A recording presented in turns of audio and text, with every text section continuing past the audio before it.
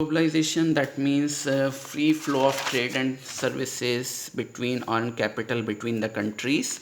यहाँ पर एक शॉर्ट रेफरेंस हमें पढ़ना पड़ेगा WTO के बारे में। WTO जिसका फुल फॉर्म होता है world trade organization. World trade organization का फाउंडेशन हुआ था जनवरी 1, 1995। नेक्स्ट इसका हेडक्वार्टर है जिनेवा और स्विट्ज़रलैंड में। ओवरऑल 164 मेंबर स्टेट्स हैं इसके, यानी 164 कंट्रीज़ इसके मेंबर्स के तौर पर वर्क कर रही हैं। और इसका मेन पर्पस है रिडक्शन और tariffs and other trade barriers. बार बार वही बात आ रही है कि ट्रेड को हम जितना स्मूथ चलने देंगे, जितना उसके ऊपर रिस्ट्रिक्शंस कम रखेंगे, उतना ही वो स्मूथ जाएगा। जैसे आप लोग भी चाहते हैं कि टीचर्स आपकी किसी भी गलती के ऊपर आपको कभी ना डांटे, और आपको वही टीचर अच्छा लगता है जो आपको कम से कम डांटता हो। वैसे मैं नहीं हूँ उनमें, मैं आपको बहुत डांटता हूँ। तो जैसे आप लोग चाहते हैं कि आपके ऊपर कम से कम बंदिशें हों, कम से कम बैरियर्स हो, तो वर्ल्ड ट्रेड को फॉलो करने के लिए, वर्ल्ड ट्रेड को इम्प्रूव करने के लिए WTO का भी मेन पर्पस है कि जितना ट्रेड के ऊपर बैरियर्स कम होंगे, नॉन टैरिफ बैरियर्स या टैरिफ बैरियर्स कम होंगे, उतना वो इजी गोइंग चलेगा। तो यही इसका मेन पर्पस है। तो world trade organization free trade को फॉलो करता है। ये टैरिफ बैरियर्स को और नॉन टैरिफ बैरियर्स को हटाने की कोशिश करता है, जिससे मार्केट में कंपटीशन इंक्रीज हो एंड मार्केट में इंटरनेशनल ट्रेड बढ़े, goods and services and capital का इजी फ्लो हो कंट्रीज़ के बीच में, और कंट्रीज़ इंटीग्रेटेड इकनॉमी के तौर पे कनेक्ट रहें।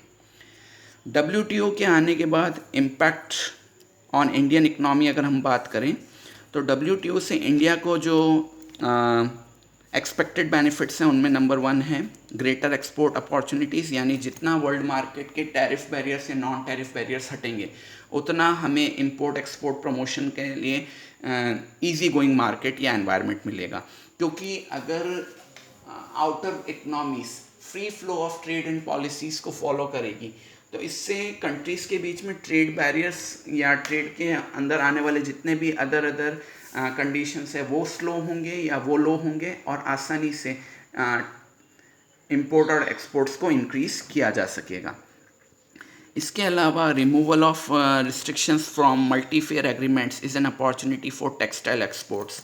MFA एक टेक्निकल ऑब्जेक्ट आपके टर्म है जिसका केवल आपके यहाँ पर रेफरेंस इतना ही दे रखा है, मल्टी फेयर एग्रीमेंट। तो इसको हम सीधे तौर पे बात करेंगे तो WTO के एग्रीमेंट्स के थ्रू इंडिया की टेक्सटाइल एक्सपोर्ट्स को आगे बढ़ने का मौका मिल सकता है, जिसको हम इजी लैंग्वेज में ये कह सकते हैं। इसके अलावा ट्रेड बैरियर्स और सब्सिडीज़ के थ्रू इंडियन एग्रीकल्चरल गुड्स के लिए भी इंटरनेशनल मार्केट एक अच्छा सिनेरियो ओपन हो सकता है। तो ये कुछ एक्सपेक्टेड पॉजिटिव इम्पैक्ट्स है WTO के इंडियन इकनॉमी पे।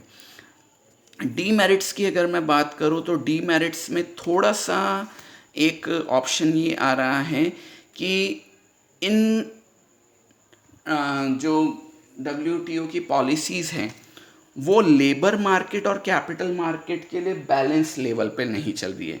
बैलेंस लेवल पे नहीं चल रही है, इसका मतलब अगर मैं कहूँ कि WTO free flow of capital की तो बात करता है, जैसा मैंने लिखा हुआ है कि WTO free movement of capital की बात तो करता है, but WTO free movement of labour की बात नहीं करता है। अगर मूवमेंट ऑफ कैपिटल को वो इजी बना रहा है, तो इसके साथ उसको मूवमेंट ऑफ लेबर को भी इजी बनाना चाहिए। और अगर वो ऐसा नहीं करता है तो इसका सीधा नुकसान इंडिया जैसे हाई पॉपुलेशन कंट्रीज़ को उठाना पड़ता है, क्योंकि अदर कंट्रीज़ हमारे यहाँ पे इन्वेस्ट कर तो देती है, लेकिन वो इन्वेस्ट करने के बाद हमारे लेबर को चीप लेबर की तरह ट्रीट करती है, यानी उन्हें बेटर वेजेस नहीं मिल पाती है, या अदर जो वर्किंग की फैसिलिटीज़ होती है वो सब नहीं मिल पाती है। यानी WTO का एक मेजर ड्रॉबैक है कि वो फ्री फ्लो ऑफ मूवमेंट या फ्री फ्लो ऑफ कैपिटल को तो अरेंज करने देता है, but free flow of labour को वो सपोर्ट नहीं कर रहा है। तो जब तक वो फ्री फ्लो ऑफ लेबर को सपोर्ट नहीं करेगा, तो इंडिया जैसी emerging economies plus high population economies के लिए हमेशा एक नेगेटिव ड्रॉबैक के तौर पे काम करता रहेगा।